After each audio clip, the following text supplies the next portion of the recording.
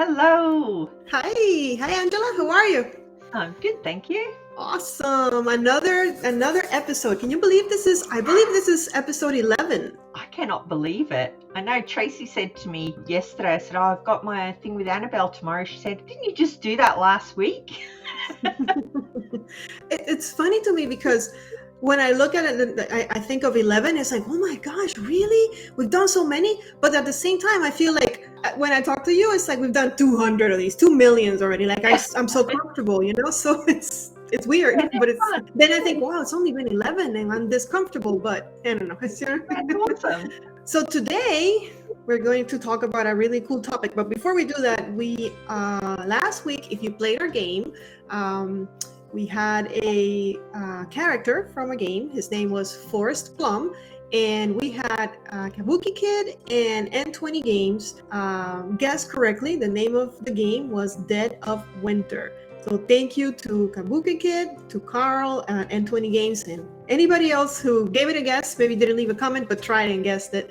And stay tuned because at the end of today's chat, we're going to have another game for you guys to guess what game it is. But what's our topic today, Angela? Our topic today is games that we got recently. Yeah, so we both had birthdays in the best month of the year, which is May, and so we both kind of got birthday presents. Of course, if we're gamers, people know, and they give us games. So we both got games for our birthday. We've gotten games recently.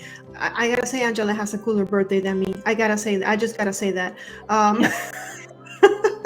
But I still made it to May, which is still the coolest month of the year. So kind of, I that's the games I kind of gathered were games that I got for my birthday or around my birthday. How about you? Yeah, I've got games that I got for my birthday, and I'm going to mention one that I got from Kickstarter this week. I don't have it physically, it's at my daughter's house, but I'm pumped for that. And I also very naughtily ordered 2 new games. I know I'm not meant to be buying games at the moment, but I ordered 2 new ones yesterday. It's just 2. So why don't, since I think you have more than me, why don't you start us off? Okay, so the first one, I won't talk about it too much because I'm pretty sure I mentioned it in another episode. But Yak, okay, I got for my birthday, right, and it's a family weight game where you're basically buying bricks off these traders that are using yaks, and the yaks in it are adorable. Like I need to put up a picture of one of these little meeples, and it just makes the game fun. So you buy the bricks off them for food, and then you build your little tower. And that's how you score. You score by where your bricks are in the tower. Okay, so you're basically building something building a tower to make points, yeah, while the cuteness of the yaks surrounds you. Look, sounds interesting. Yeah, I saw it on another episode, and I thought, oh, that's really cute. I love when they do those.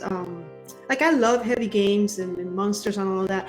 But the other day I was gaming and somebody was taking all this big heavy fantasy that I was like, yeah. And then I see he takes out this game and on the cover there's a cat. And I was like, oh, I want to play that one.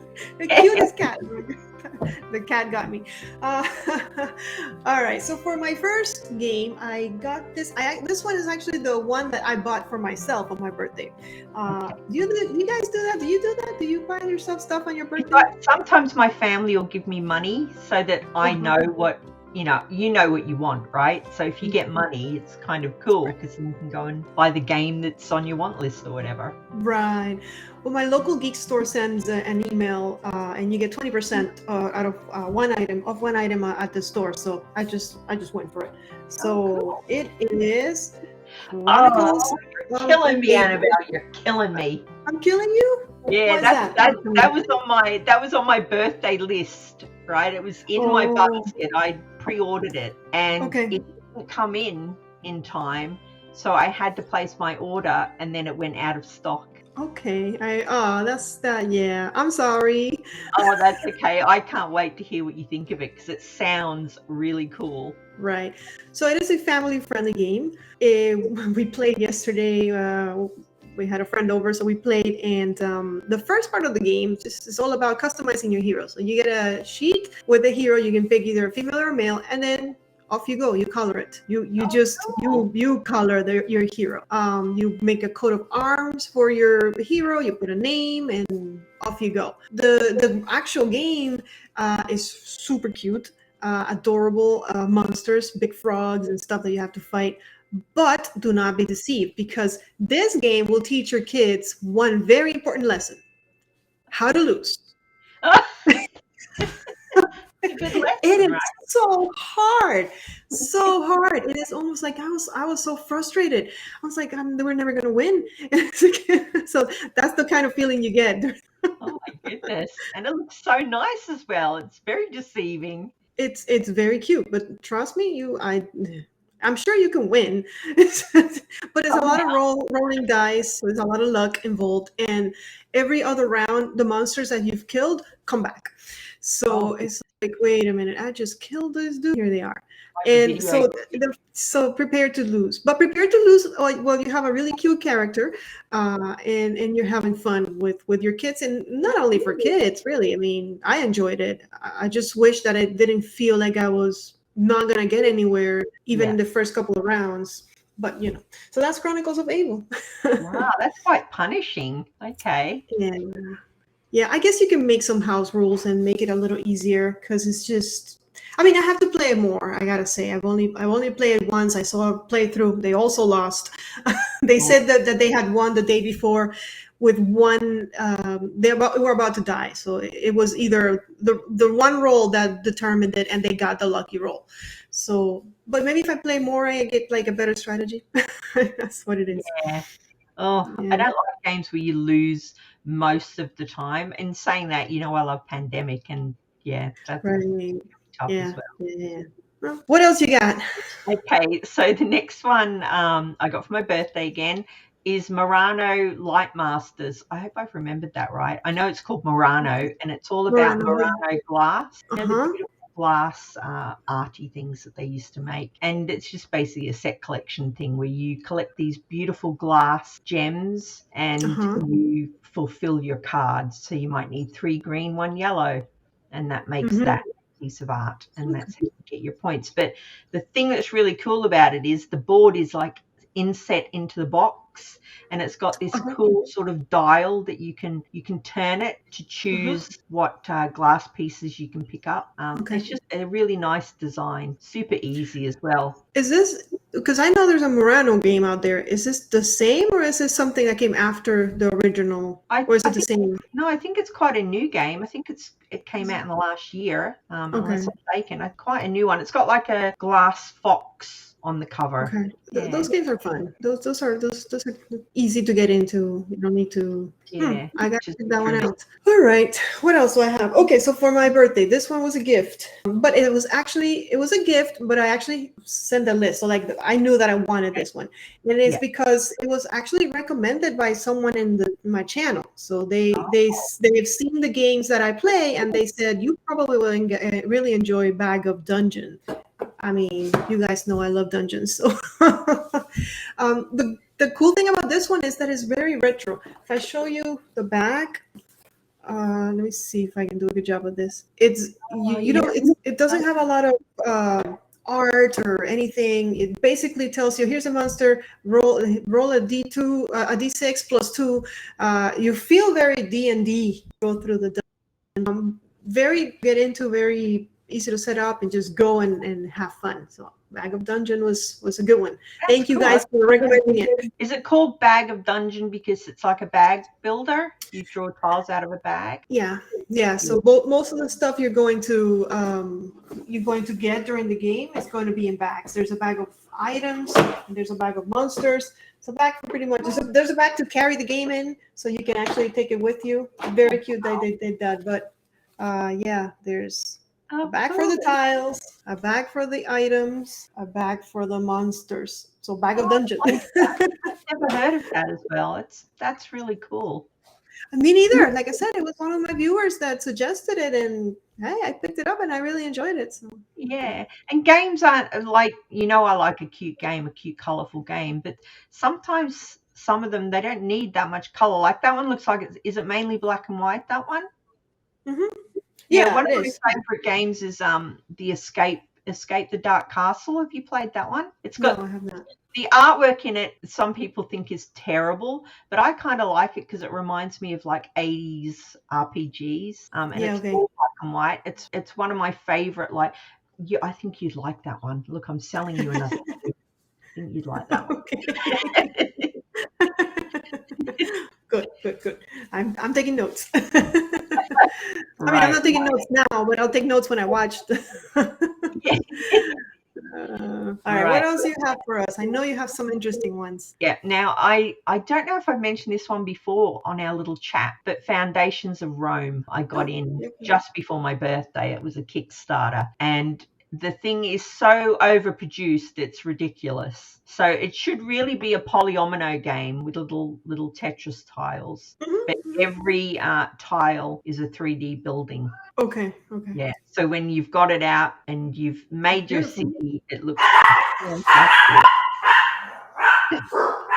They have to make an appearance, you know.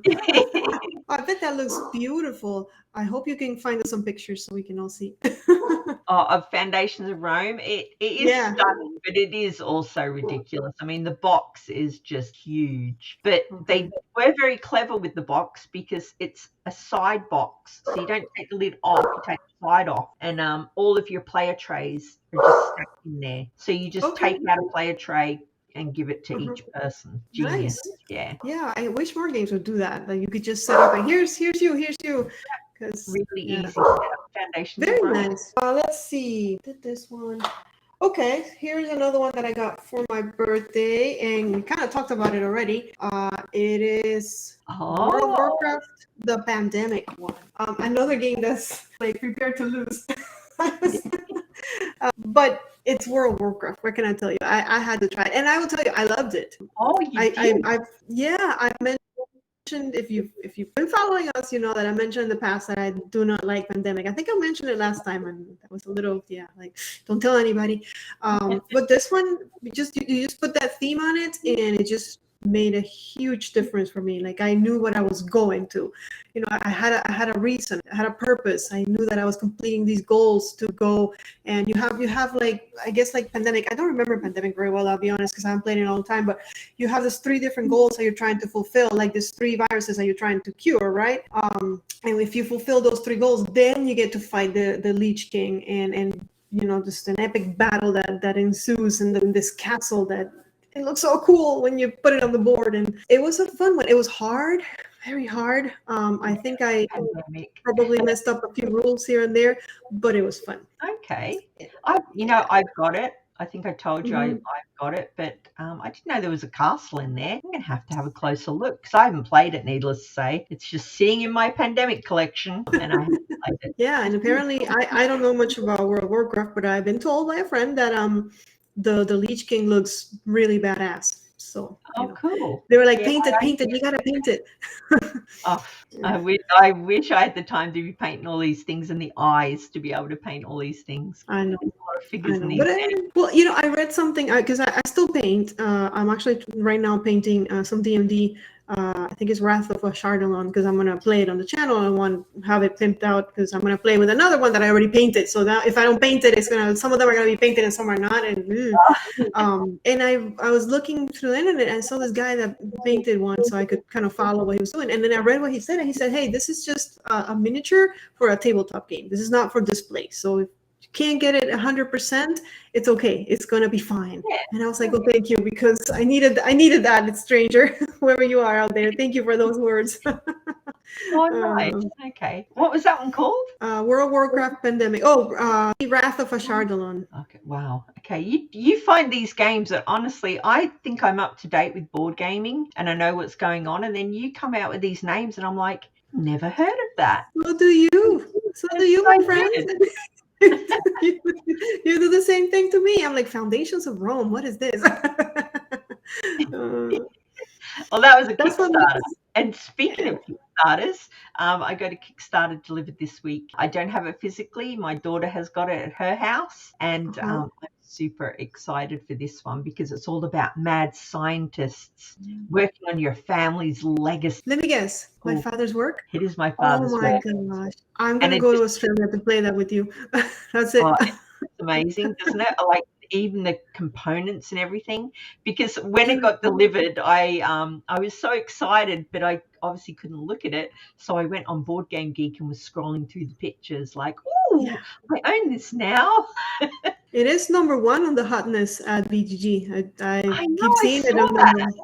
That's crazy. Yeah. The components are beautiful, and just the theme is so unique. It's different. It's not the same thing we played before. So, yeah. Oof. That's it. I'm getting on a plane. I'm knocking on your door. Let's play this. All right. I think I have one more. I don't know if you've ever heard of this one, but not.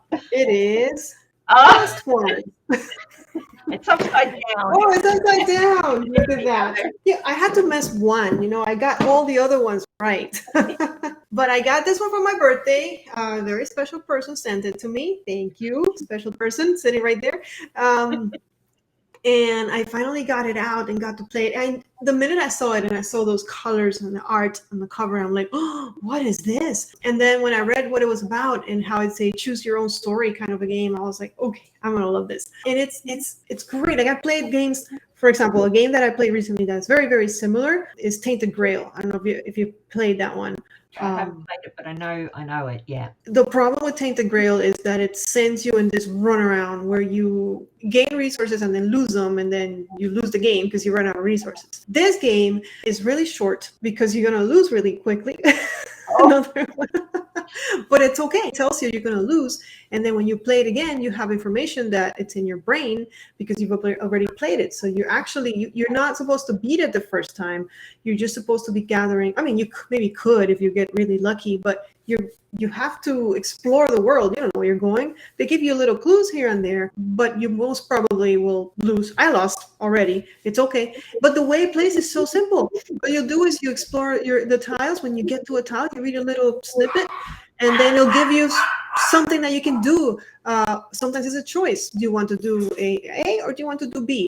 And depending on what you pick, you just have to have the right cards in your hand, and they're very thematic. Like if you're going to talk to somebody, you need a card that has a talk symbol on it. Maybe you need 2 talk symbols because it's harder to talk to this person and get some information out of them. But it plays really, really simple. Really, it just immerses you in the story because it's mostly about the story, not so much about the gameplay. But of course, you have to be careful because if you don't manage your cards and you run out of cards, you lose.